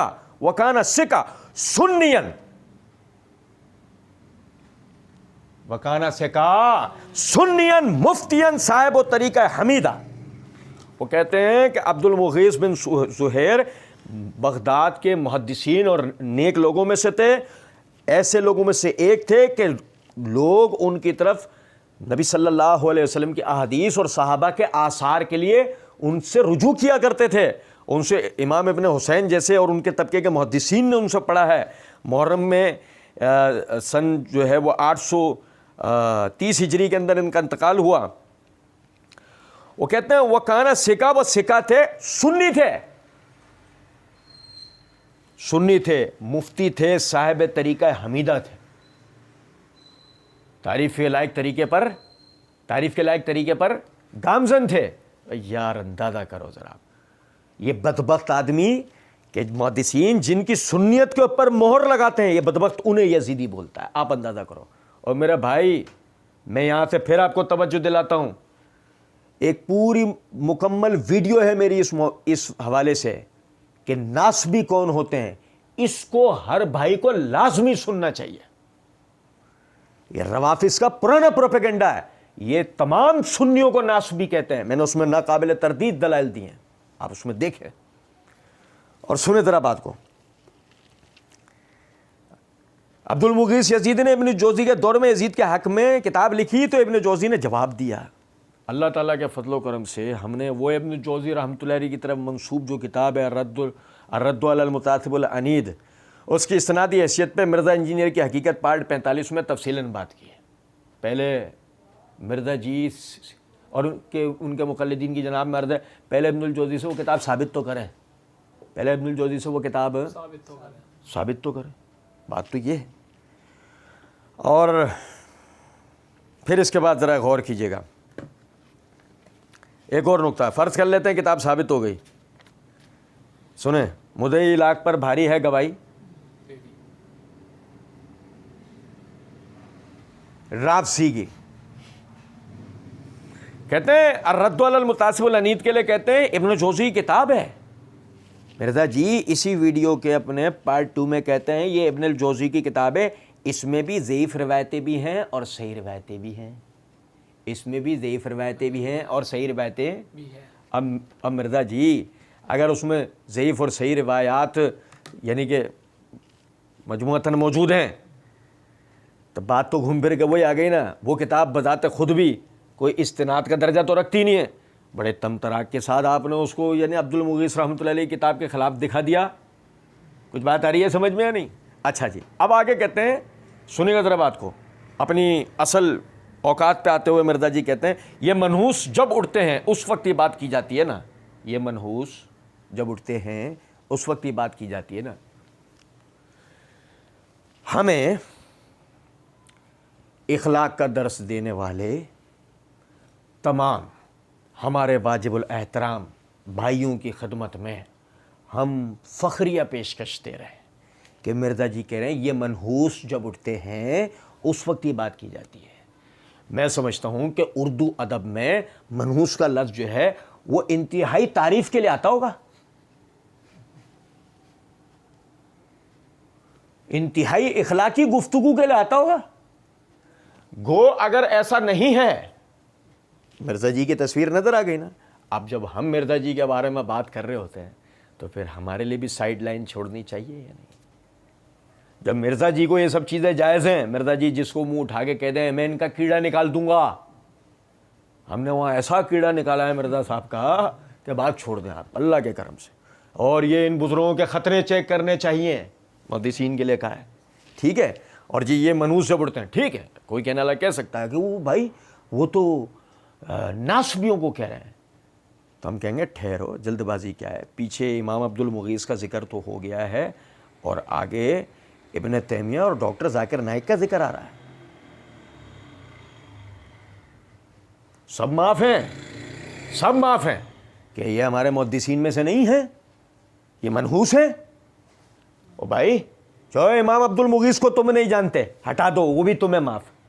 ڈاکٹر ذاکر نائک، ابن تیمیہ، اور ڈاکٹر ذاکر نائک کو بھی تمہیں معاف کیا ہے، ابن تیمیہ.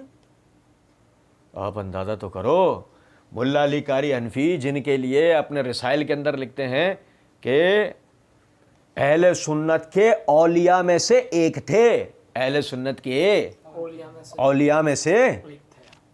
سنو ذرا بات، کہتے ہیں ہم تو جواب دے رہے ہیں ذاکر نائک کے خلاف، کیوں نہیں بولتے ہیں؟ اس کو کیوں نہیں سمجھاتے ہیں کہ تجھ سے پوچھا جائے گا؟ اس سے تو نہیں کوئی پوچھ رہا، ہم سے کیوں پوچھتے ہیں؟ اب اس بدبخت آدمی سے پوچھو. مرزا صاحب کو سننے والوں کی جناب میں عرض ہے کہ اگر آپ، مرزا جی نے آپ کو میں بتاؤں ایک جگہ یہ تاثر دیا بھی ہے. مرزا جی کہتے ہیں میرے بھائیوں، یہ پارٹ 1 کے اندر مرزا جی نے ایک جگہ کہا ہے میرے بھائیوں آج سوشل میڈیا کا دور ہے، میڈیا گائیڈڈ لوگ ہیں، لوگ جو ہیں وہ علماء کی تقریریں نہیں سنتے، وہ ان سے متنفر ہیں، جمعہ والے دن بھی بالکل اینڈ پہ پہنچتے ہیں. اور ویسے علماء نے اپنا کریکٹر بھی اسی طریقے سے ریپرزینٹ کیا ہے کہ وہ ان پر اعتماد نہیں کرتے. میڈیا گائیڈڈ تو ہے نا مرزا جی. مرزا جی کو سننے والوں کی جناب میں عرض ہے آپ میڈیا سے متعلقہ لوگ ہیں، سوشل میڈیا پہ آپ کی گہری نگاہ ہے، ذرا گوگل کے اوپر سرچ کر کے دیکھیں ڈاکٹر ذاکر نائک سے سوال کیا گیا تھا یزید کے حوالے سے، ان سے انہوں نے جواب دیا. جو یہ مرزا جی نے بڑے تم تراک سے کہا نا تو اس سے پوچھا جائے گا، تو اس سے پوچھا گیا تھا. تجھ سے کس نے پوچھا؟ اس سے تو پوچھا گیا تھا، تجھ سے کس نے پوچھا؟ تیری اوقات کیا ہے بھائی میرے؟ کہتے ہیں کہ وہ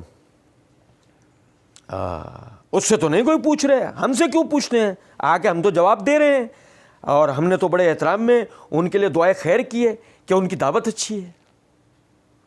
اے بہن دیکھ، میرا تو مقصد تیرا گھر بگاڑنا نہیں تھا نا بہن، میں تو یہ کمیٹی کا پوچھنے آئی تھی، مجھے کیا پتا تیرا شوہر کھڑا ہوگا. محلے میں لڑانے والی عورتیں ہوتی ہیں نا کہ کام پورا کیا اور اے میری بہن ہے، دیکھو ذرا بڑے، ہم نے تو بڑے احترام میں ان کے لیے دعائیں خیر کی، ان کی دعوت اچھی ہے.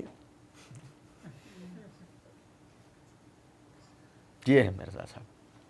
کہتے ہیں لیکن اس معاملے میں وہ رجوع کریں. ہم کہ ادھر تو ادھر کون رجوع کرے؟ ادھر. مرزا جی ہماری آنکھوں میں آنکھیں ملا لیتے.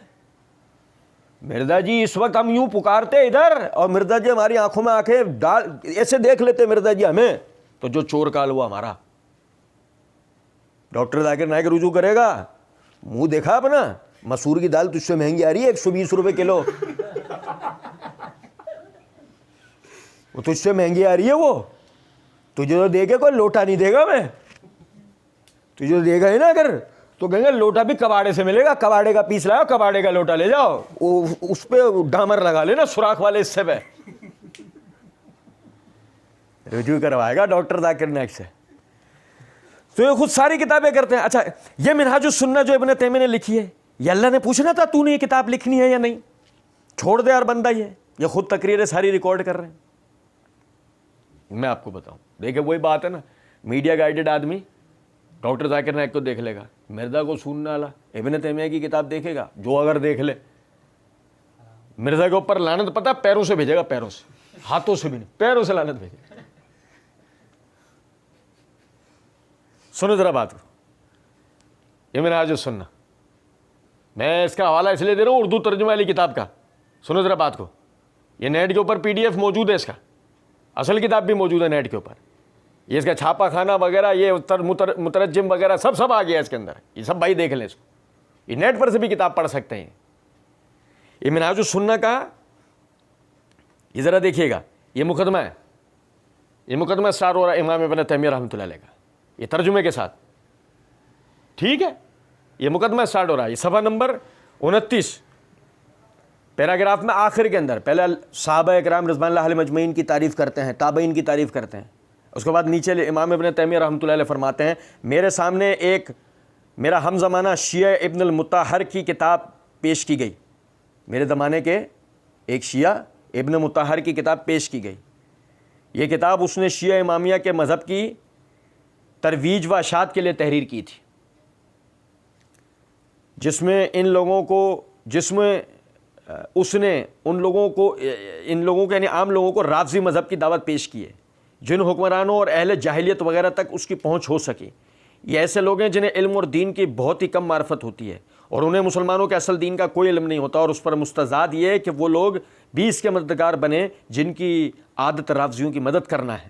میری مراد وہ باطنیہ اور ملحد ہیں جو بظاہر اسلام کا اظہار تو کرتے ہیں مگر اپنے دلوں میں سبائیت, موجوسیت اور الہاد کو چھپائے ہوئے ہیں, یا پھر وہ فلسفی جو کہ حقیقت اسلام اور مرسلین کی اتباع سے کوسوں دور ہیں, جن لوگوں کے نزدیک اسلام کی اتباع واجب نہیں ہے, اور نہ ہی وہ اسلام کے علاوہ کسی دوسرے دین کی اتباع کو حرام سمجھتے ہیں, بلکہ ان کے نزدیک تمام ملتیں اور مذاہب ایک سیاست ہیں جس میں کسی کی بھی اتباع کرنا جائز ہے, اور نبوت بھی ایک قسم کی عادلانہ سیاست ہے جو دنیا میں لوگوں کی مصلحت کے لیے ہے. ان لوگوں کی تعداد اس وقت بڑھ جاتی ہے اور غلبہ حاصل ہو جاتا ہے جب جہالت اور اہل جاہلیت کی تعداد میں اضافہ ہو جائے, اور اس وقت کوئی ایسا عالم باقی نہ ہو جو علوم نبوت و سنت کا شناسہ ہو اور اس نور نبوت سے کفر اور گمراہی کے اندھیروں کو ختم کر سکے, اور اس میں موجود کفر, شرک اور گمراہی کو تشت بام کر سکے.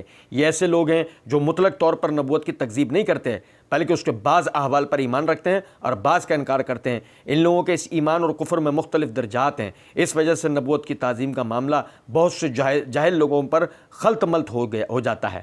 رافضی اور جہمی ان تمام گمراہیوں کے اسلام میں داخل ہونے کے لیے ایک مین گیٹ کی حیثیت رکھتے ہیں. انہی کے رستے سے وہ تمام گمراہ لوگ اسلام میں داخل ہوئے جنہوں نے اللہ تعالیٰ کی صفات اور اس کی کتاب کی آیات کا انکار کیا, جیسے کہ گمراہی کے سرغنوں باطنی, کرامتی, ملحد اور دوسرے منافقین کے ہاں طے شدہ ہے. جو آدمی یہ کتاب میرے پاس لے کر آیا اس کا کہنا تھا کہ جو بادشاہ اور دوسرے لوگ رافضی مذہب کی طرف مائل ہوئے ہیں اس کا اہم ترین سبب یہ کتاب ہے. ابن المطہر نے یہ کتاب ایک مشہور بادشاہ کے لیے تحریر کی ہے جس کا نام اس نے خدا بندہ ذکر کیا ہے. ان لوگوں نے مجھ سے مطالبہ کیا کہ میں اللہ کے بندوں کی نصرت کی خاطر اس کتاب میں موجود گمراہیوں اور باطل دعووں کو تشت بام کروں اور ان افتراء پردازوں کے جھوٹے اقوال کی کلئی کھول کر رکھ دوں. میں نے انہیں بتایا کہ اس کتاب کے بارے میں خواہ ان کے دعوے کیسے بھی کیوں نہ ہوں مگر خود یہ لوگ سب سے بڑھ کر گمراہ اور بھٹکے ہوئے ہیں. امامیہ خود جاہل اور علم دین سے بہت ہی کم واقفیت رکھنے والے ہوتے ہیں. ابن تیمیہ نے کتاب کیوں لکھی؟ یزید کا دفاع کے لیے. ابن تیمیہ رحمۃ اللہ نے کتاب لکھی ابن مطہر رافضی بدعتی کی کتاب کا جواب لکھنے کے لیے, جس سے خلق خدا گمراہ ہو رہی تھی. مرزا جی کی پھپھی کا لڑکا ہے, مرزا جی کی پھپھی ابن مطہر, ایسی تھوڑی مرزا جی ابن تیمیہ کے گریبان تک پہنچ گئے ہیں. آپ بات تو سمجھو نا, بات ساری یہ کوئی ایسی مرزا صاحب کے مقلدین کی جناب میں عرض ہے کہ آپ سے ویسے ہی میں ایک گزارش کروں, آپ مجھے بتائیں کہ ایک مینٹیلٹی چیک کریں. ایک آدمی ابن تیمیہ رحمۃ اللہ علیہ کی کتاب اٹھا لیں, اس کے مندرجات پر غور کریں, اور اس میں کوئی ایک آدھ دو جگہ جائے ابن مطہر نے یزید کی شخصیت پہ بات کی وہاں ابن تیمیہ رحمۃ اللہ علیہ نے اس کے الزامات کے جو جوابات دیے ہوں ان جگہوں کو چھوڑ کر پوری کتاب صحابہ کرام رضوان اللہ علیہ مجمعین پہ اعتراضات کے جوابات ہوں، تو کیا یہ کہا جا سکتا ہوگا کہ ابن تیمیہ رحمۃ اللہ علیہ نے یزید کے دفاع میں کتاب لکھی ہے؟ لیکن آپ کو آپ کے امام مرزا نے اس کو بتا دیا اور آپ نے یقین کر لیا کہ جی پوچھے یہ منہاج السنہ جو ابن تیمیہ لکھے یہ اللہ نے پوچھنا تھا تو نے یہ کتاب لکھی ہے نہیں؟ اللہ نے اس سے تو پوچھنا تھا بھائی جان، اللہ نے اس سے تو پوچھنا تھا۔ معجم الکبیر میں ضعیف سند کے ساتھ روایت موجود ہے، نبی صلی اللہ علیہ وسلم کی طرف منسوب ہیں کلمات کہ جب میرے صحابہ کو برا کہا جانے لگے تو عالم اپنے علم کا اظہار کرے، عالم اپنے علم کا اظہار کرے۔ یہ روایت سندن ضعیف ہے مگر نصیحت کیا ہے اس کے اندر؟ تمہارے اسلاف پر کیچڑ اچھالے جا رہے ہیں، تم عالم ہو، تم جواب نہیں دو گے تو کون دے گا؟ تو ابن تیمیہ نے اپنی ذمہ داری پوری کرتے ہوئے جواب، اللہ نے پوچھنا تھا کہ تو نے کتاب لکھنی ہے نہیں، ہاں اس کی ذمہ داری تھی، مگر آپ تم سے تو پوچھا تجھے دہی لینے بھیجا تھا، بچے بھی ویڈیو گیم پہ ملتا ہے اماں کوٹتی ہوئے ابا کوٹتے ہوئے لے کر آتے ہیں، ابے تجھے کام سے بھیجا، تو یہاں کیا کر رہا ہے؟ او میں رک گیا تھا 10 منٹ، اس سے زیادہ حیثیت نہیں ہے۔ کہتے ہیں پھر کہتے ہیں پوچھے، بالکل پوچھا جائے گا، اللہ یہ پوچھے گا برائی کو ہاتھ سے روکا کہ نہیں اور زبان سے روکا کہ نہیں اور دل میں تو تھا، ذالک اضعف الایمان۔ اب تو ہم تو بھائی ایمان کے اعلیٰ ترین درجے پر ہیں، ہم تو ایمان کے اعلیٰ ترین درجے پر ہیں، ہم تو ایمان کے مرزا جی ایمان کے اعلیٰ ترین درجے پر ہیں۔ ہم بھی کہتے جا 1 کلو برفی لیا، بٹوا دے بھائی، بٹوا دے بھائی، اس کی بٹوا دے، اس کی بٹوا دے بھائی۔ بھائی سنے ذرا سے، ایک زمانے میں ایمان کے اعلیٰ ترین درجے پر ہونے والا اختلاف نہیں ہے کوئی 2 آدمیوں کا اس امت میں، ایک زمانے میں ایمان کے اعلیٰ ترین درجے پر ہونے والا اللہ کا ولی ہوتا ہے، اللہ کا امت کے کوئی 2 آدمیوں میں اس حوالے سے کوئی اختلاف نہیں ہے کہ ایک زمانے میں ایمان کے سب سے اعلیٰ ترین درجے پر ہونے والا اللہ کا ولی ہوتا ہے۔ تب مرزا جی خود کیا بن رہے ہیں؟ اللہ کا ولی۔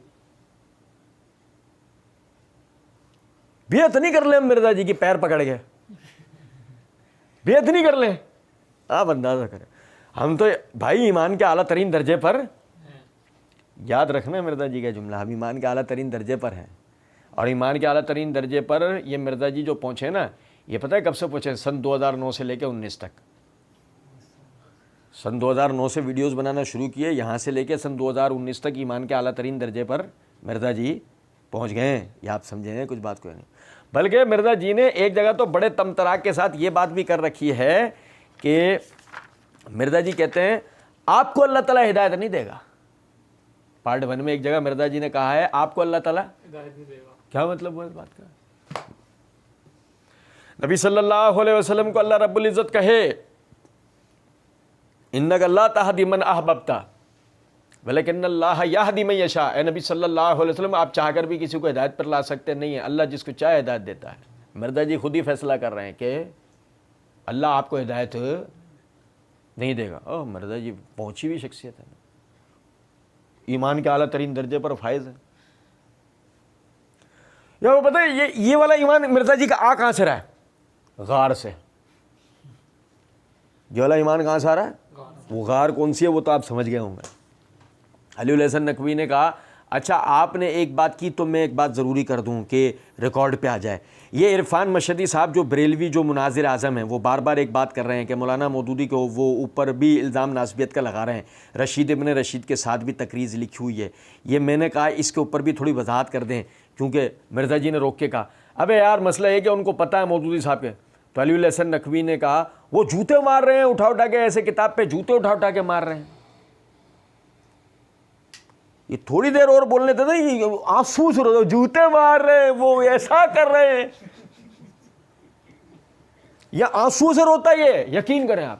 تو وہ تو روک دیا مرزا نے صحیح ٹائم پہ، نہیں منا ہاں ٹھیک، مرزا جی کے الفاظ ہاں ٹھیک۔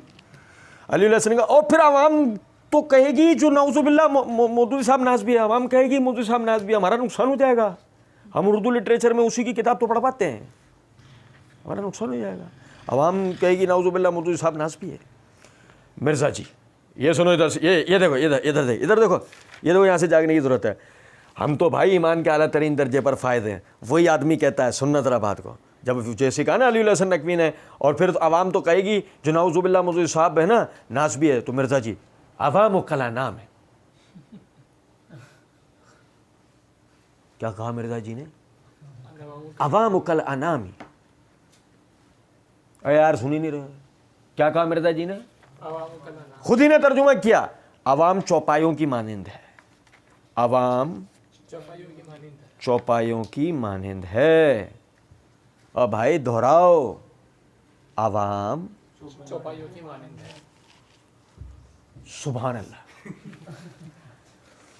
مرزا صاحب کے مقلدین کی اوپر یہ دیکھو, یہ دیکھنا, یہ ہپنوٹزم سے باہر نکالا ہم نے. یہ دیکھنا تھا, جملہ یاد رکھنا, العوام کالانام, عوام چوپایوں کی مانند ہے. چوپایوں کی طرح ہے. بڑا ہی غور طلب ہے, سنے گا ذرا بات. اچھا جی, مرزا جی مزید وضاحت کرتے ہوئے کہتے ہیں عوام تو پیدا ہی دوزخ کے لیے ہوئی ہے نا, اکثریت. عوام تو پیدا ہی دوزخ کے لیے ہوئی ہے نا اکثریت. ہائے ہائے ہائے ہائے ہائے ہائے عوام, ہائے ہائے عوام. یہ پتہ عوام کون ہے؟ یہ عوام کون ہے میں ذرا بتاتا چلوں. مرزا جی نے پارٹ 2 میں ایک جگہ کہا ہے, ہم نے اپنا مقدمہ عوام کی عدالت میں پیش کیا. میں بار بار کہتا ہوں, میری آڈینس عوام ہے, مولوی تو میری آڈینس ہی نہیں ہے. میری آڈینس کون ہے؟ عوام تو چوپایوں کی مانند ہے. میری آڈینس کون ہے؟ اور عوام کون ہے؟ چوپایوں کی مانند. چوپائے. کیوں چوپایوں؟ مزہ آیا؟ مرزا جی کے مقلدین کی جناب میں ہماری گزارش, چوپایوں مزہ آ رہا ہے؟ کیسا تمہارے بابا جی نے تمہیں چوپایا جانور بنایا ہے, واہ. اور اگر کوئی پلٹ کے کہہ دے نہیں ہمیں نہیں کہہ رہے, او ہو تو کس کو کہہ دیا؟ پھر بچا کون ہے؟ او بھائی میرے, پھر بچا کون ہے؟ تم 1.5 اینٹ کی مسجد تو, اور کون ہے؟ بچا کون ہے تمہارے علاوہ؟ کون ہے؟ کیونکہ عوام جس کے آگے مقدمہ رکھا گیا اس کے بعد تو بچے ہی مولوی ہیں, یہ جو مرزا جی کا مقدمہ ہے ہی نہیں. اچھا جی سننا ذرا بات کو. مرزا جی کہتے ہیں عوام تو پیدا ہی دوزخ کے لیے ہوئی ہے. ہاں وہ پھر مجھے مزہ نہیں آتا نا یار. وہ مرزا جی کہتے ہیں کہ بطور خاص عوام الناس کے لیے شاہ جی کہ جنہیں احادیث کے صحیح یا ضعیف ہونے کی پہچان نہیں ہوتی جب تک ان کی رہنمائی کو دوسرا نہ کر دے. وہ کہتے ہیں ان بیچاروں کو, وہ اتنے للو پنجو ہیں کہ ان کو پتہ ہی نہیں چلتا کہ صحیح اور ضعیف کیا ہے. للو پنجو عوام چوپائے, العوام کالانام. یہ عوام و کالانام پتہ ہے کس کو کہہ رہا ہے؟ جو کہہ رہے ہیں مرزا محمد علی ہمارا امام.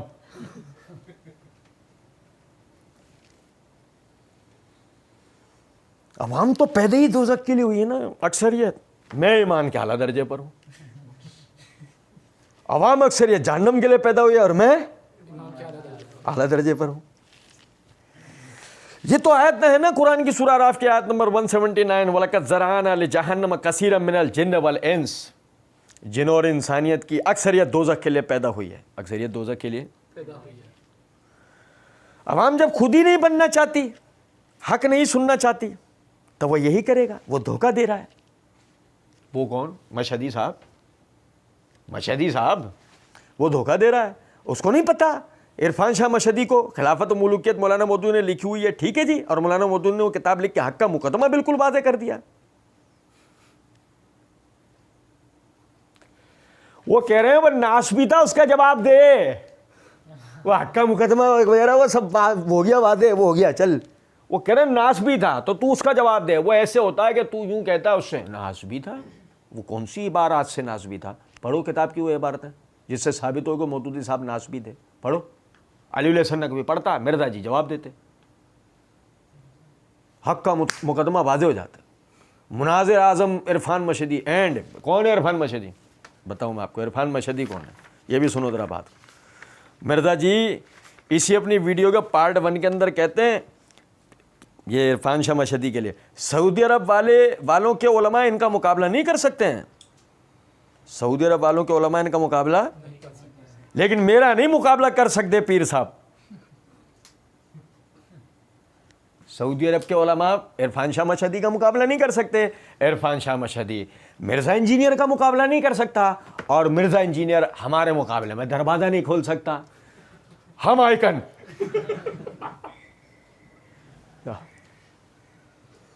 ہم آئیکن بھئی اسی طرح کھیلنا ہے تو میں بھی کھیلوں گا ورنہ کھیل بگاڑوں گا. اس طرح کا کھیلنا ہے تو میں بھی کھیلوں گا ورنہ کھیل بگاڑوں گا.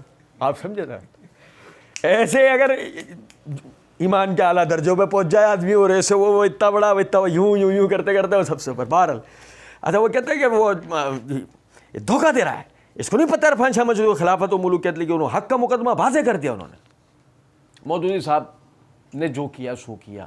الحمدللہ صلاح الدین یوسف صاحب نے مولانا مودودی صاحب کی کتاب خلافت و ملوکیت کا بہت شاندار اور علمی اور تحقیقی جواب دیا. خلافت و ملوکیت کی تاریخی و شرعی حیثیت, جو آدمی اس کتاب کو غیر جانبداری کے ساتھ پڑھ لے اور اس کے مندرجات کی تحقیق کر لے, وہ یقین کریں منہج سلف اور اہل حدیث کا جو صحابہ و تابعین کے مناقشات و مشاجرات کے حوالے سے موقف ہے اس کا قائل ہوئے بغیر نہیں رہ سکتا اللہ کے کرم سے. علی الحسن نقوی صاحب نے کہا اچھا یہ مرزا جی نے کہا ہاں وہ میں یہ بتا رہا تھا کہ مودودی صاحب کے اوپر الزام لگا رہے ہیں, مطلب ٹوٹیلٹی میں بات کریں. کوئی مودودی صاحب کی یہ بتا دوں میں کوئی جماعت اسلامی کا رکن نہیں ہوں نہ تنظیم اسلامی کا. اماں بیٹھے ہوتے ہیں ہم کہتے ہیں پتہ ہے تو بتا بھی مت. نہ میں جماعت اسلامی کا رکن ہوں نہ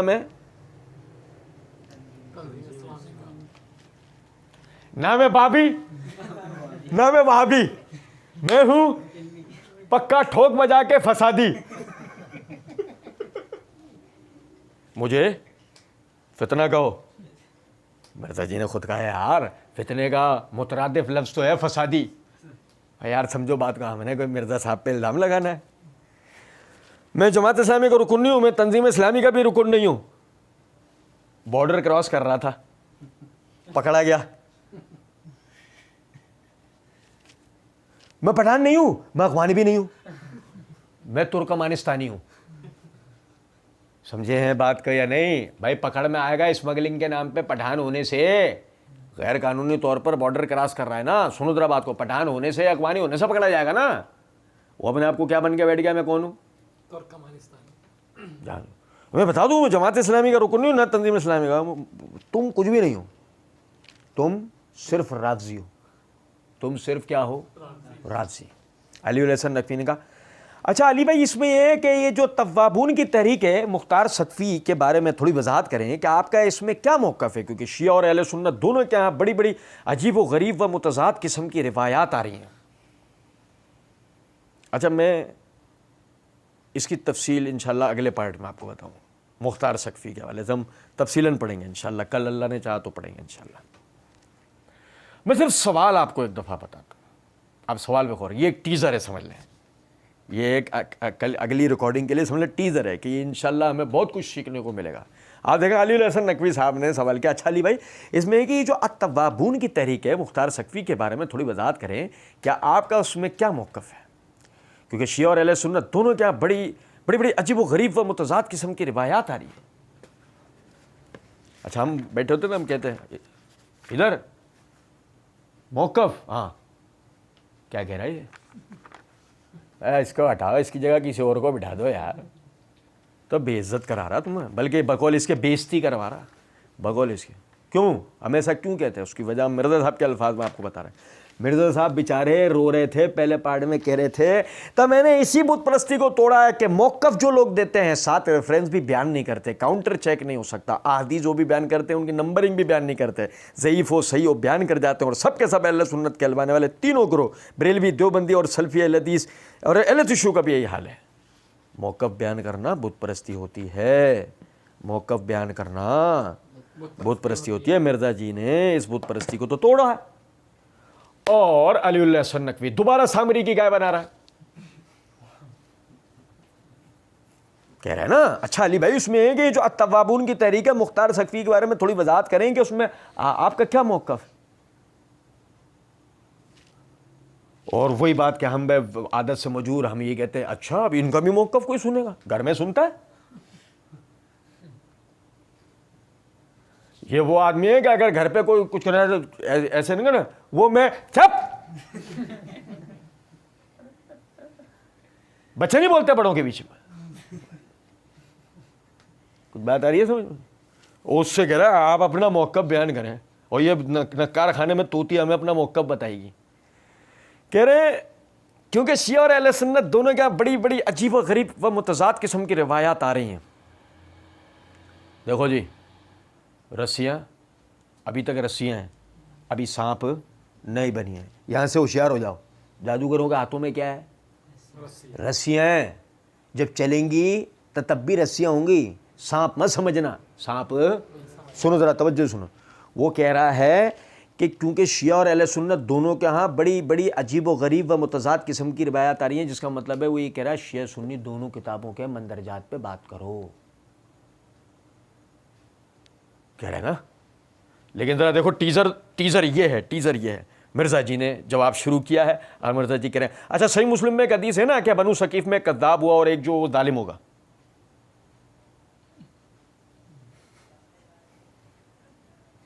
سمجھے ہو, یہ ہے ٹیزر. لے گئے نا نکال کے اپنا آباء و اجداد کو. نہیں سمجھے کچھ بات, بقیہ انشاءاللہ پڑھیں گے. وما علینا الا البلاغ.